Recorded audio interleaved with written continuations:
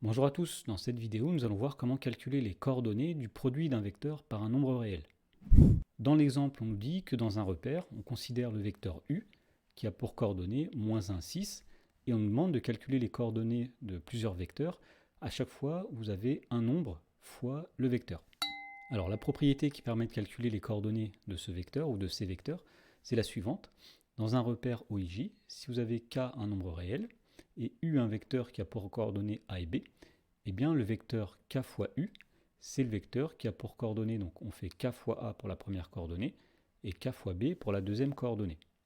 Alors si on revient à l'exemple, donc nous voulons calculer les coordonnées du vecteur 3u, donc nous allons faire 3 fois la première coordonnée de u, c'est-à-dire 3 fois -1, et pour la deuxième coordonnée de ce vecteur, nous allons faire 3 fois l'ordonnée de u, donc 3 fois 6. Autrement dit, le vecteur 3u a pour coordonnée -3, 18. Alors de la même façon, on peut calculer les coordonnées du vecteur -4u.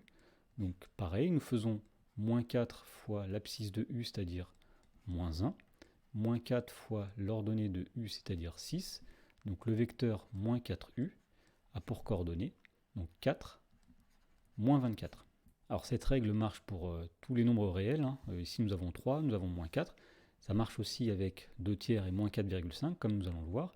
Donc ici, si nous faisons 2 tiers de u, alors nous allons faire 2 tiers fois -1, c'est-à-dire -2 tiers.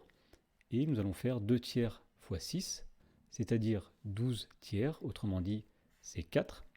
Et pareil avec -4,5, si on veut calculer les coordonnées du vecteur -4,5u, nous allons faire -4,5 fois -1, c'est-à-dire plus 4,5. Et pour avoir la deuxième coordonnée de ce vecteur, nous faisons -4,5 fois 6, c'est-à-dire -27.